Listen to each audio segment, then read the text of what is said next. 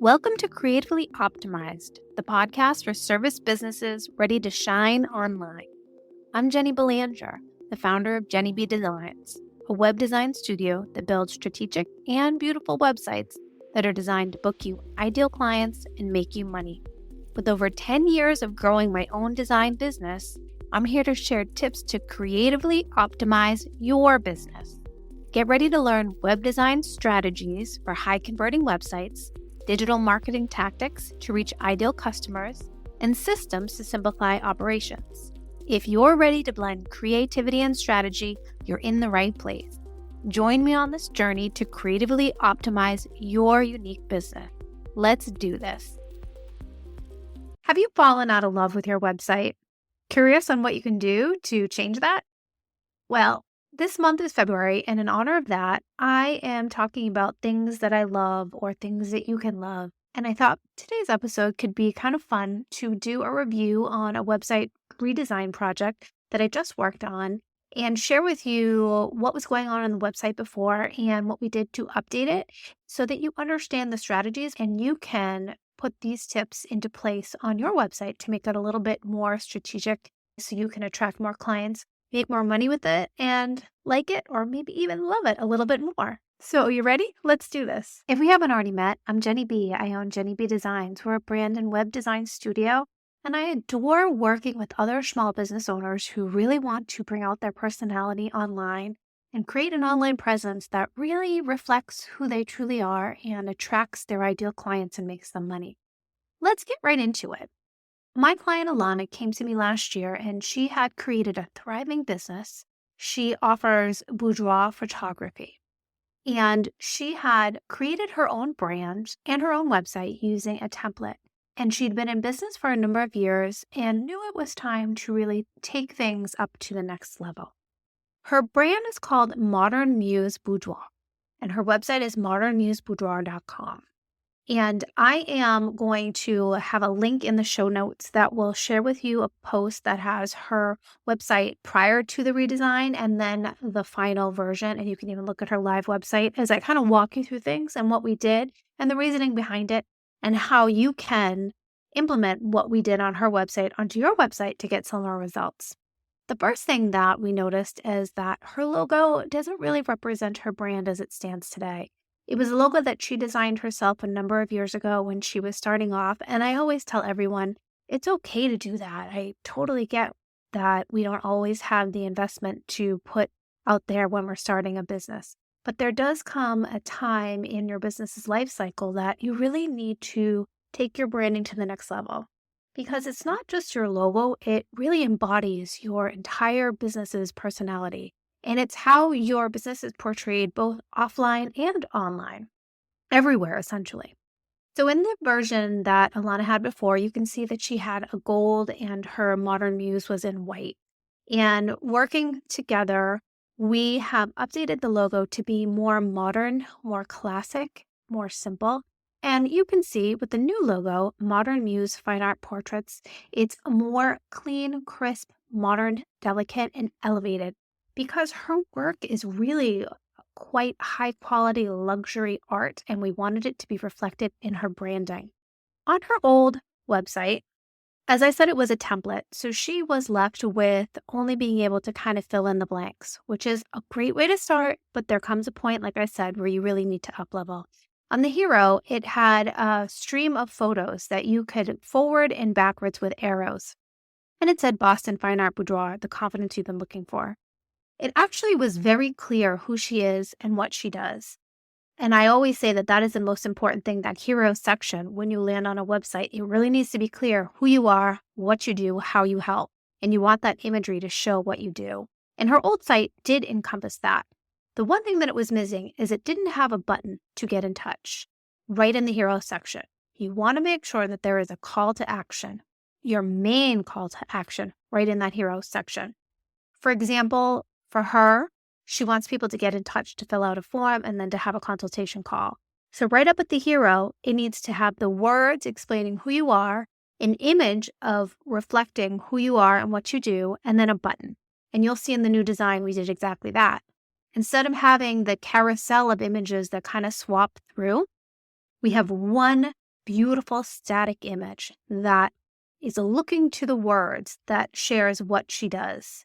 Boston Boudoir Photography, the confidence you've been looking for, find out more. I always love to see a static image in the hero, either a static image or a video background. What I don't like to see is a carousel or a swipe when someone lands at the top, because people are busy. And like I've said multiple times, we have less than 3 seconds to capture their attention. They're not going to scroll through images at the top of a website. So you're better off just having one beautiful image up at the top with words and a button that explains more about what you do.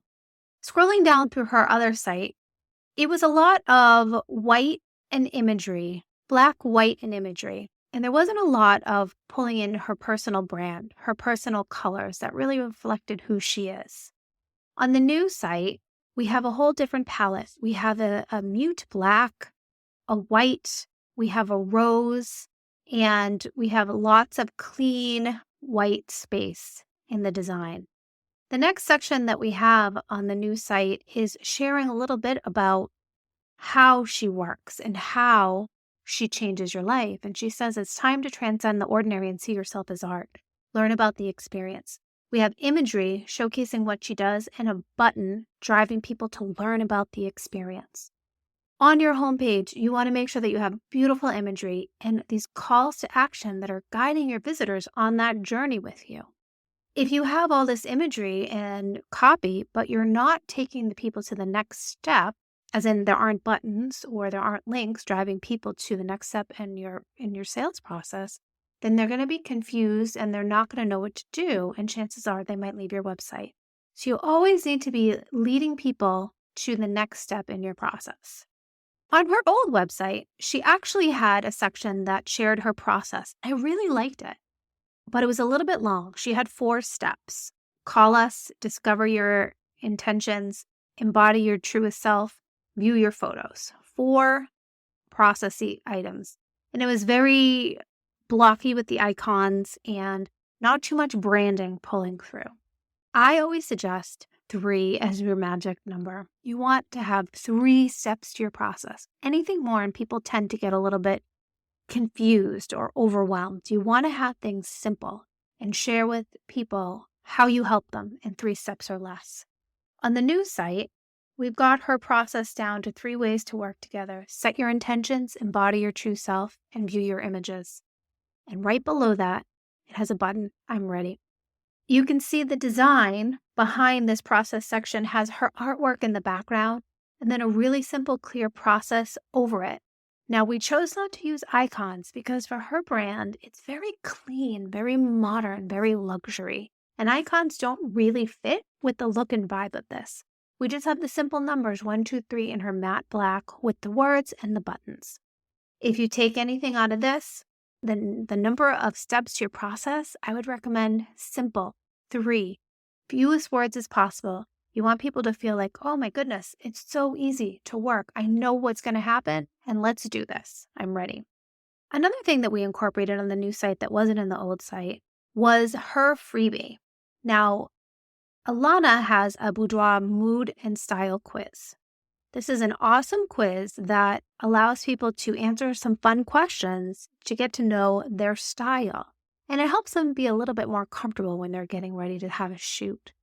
What we did is we made sure that we integrated this mood and style quiz section onto many pages of her website. Because the main goal of her website is to get people to book that consultation call. But if they're not ready, we don't want someone to visit her website and leave and forget about her and never come back. So what is the answer to that? Having a freebie. Having a freebie on your website is a way to warm up your audience. They're not ready to buy, that's okay. But they could take the quiz, they can learn a little bit more about you. And once they take the quiz, they're added to your email list. And that's where the work is done, where you can share with them quality resources and form that connection, build that know, like, and trust. So eventually, one day, if they are ready, you'll be in their inbox and they'll say, oh my goodness, I remember that I took this quiz and I really am ready to go for it. And they'll come back to your website. So what you can take away from that is if you have a freebie, I would integrate it, a section on your website on some of the main pages, such as your homepage, your about page. I wouldn't put it on the services page because that's when someone's learning about your services. And if they're going to take the next step, that's kind of like your sales page. You don't want to distract them. But all of the other pages, especially your blog archive and your blog posts, should have some kind of invitation to join your email list in the form of a freebie. And finally, the last thing that we did was to create a clean footer. And the footer is super valuable real estate. A lot of people don't tend to think of the footer as important, but if you think about it, it's on every single page of your website, and it should have your most important things that you want to share. So in the footer for Modern Muse, we have the location of the studio. We have the logo. We have joining the social media icons. She has a social media Facebook group, which is important to her, so we've linked it down there. And then we have the top boudoir photography and quiz, the free quiz freebie, and get in touch.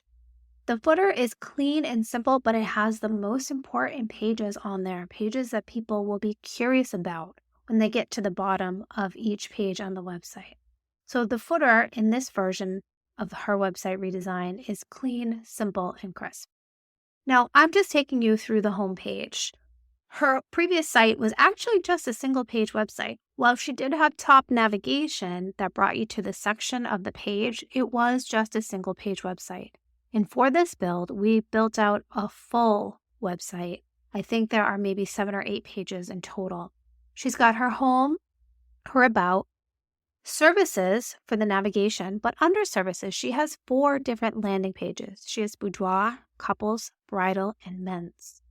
Then she has blog and contact for the navigation items.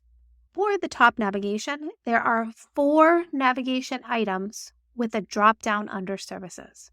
And why I'm telling you this is because your navigation is another piece that you want to get right. You don't want to have more than 5 options. I always like to say 5 or less, as few as possible if you can. If you have multiple services like Modern Muse does, then I would say use the drop down under services. If you have multiple resources, if you have more than a blog, say be it a blog or a podcast like I do, then I have a resources up at the top, and that's a drop down to my blog and my podcast. And the most important piece of it is the top navigation. All the way to the right, there needs to be a button, and that means to be your main goal. What is the goal of your website? That button needs to represent that, where you want to drive everyone to. If you can get that piece right with your hero, your website will do so much more for you in terms of having engagement and having conversions and booking more ideal clients. In my opinion, that landing is one of the most important pieces of the puzzle for your website. If you're curious to see what we did with the before and after, like I said, I have the link in the show notes to where it has a little bit more about this project, and you can see the changes that we made and how it makes the website more like Modern Muse and brings out her personality and displays her amazing work so that she can attract more clients who are eager to work with her in this fine art photography. I hope this episode was helpful. It was a little bit different. I thought I would just kind of walk you through everything, and hopefully I was able to explain things so you could understand a little bit more about certain sections of the website and how you can make that a little bit better for your website. I mentioned before falling out of love, but our websites need love. We need to constantly be updating them and making sure that they're reflecting us as our business stands today. And it is so easy to put something up and then never look at it again and then feel embarrassed or feel disappointed in it. But if we can show a little bit of love to our website, then I feel as though it's going to work a little bit harder for us and, in turn, book more clients and make more money. Thank you so much for listening all the way to the end. I really, truly appreciate you being here so much. Make sure you subscribe to the podcast, rate and review, and share it with someone else if you know it can help them. And if you really like this episode, I want to invite you to visit jennybdesigns.com, where you'll find more videos and resources to help make your current website work for you even harder. And if you're feeling like your current website doesn't truly reflect you or your brand today, it's not attracting your ideal clients or making sales, or maybe, like I said, you just feel embarrassed by it and it's holding your business back, then reach out. I really would love to help you design a site that reflects you and works for you 24/7, bringing in those clients and bringing in results. Thanks so much for listening, and I will see you next time for another episode. Thanks so much for listening to this podcast all the way to the end. I really appreciate you being here. Please make sure to subscribe to the podcast, rate, review, and share it with someone else you know it can help. If you like this episode, then I want to invite you to visit jennybedesigns.com, where you'll find videos and resources to help make your current website work even harder for you. And if you're feeling like your current website doesn't truly reflect you or your brand today, it's not attracting your ideal clients or making sales, or maybe you just feel embarrassed by it and it's holding your business back, then reach out. I'd love to help you design a website that truly reflects you, works for you 24/7, bringing in those ideal clients and making you money. Thanks for listening, and I'll see you next time for another new episode.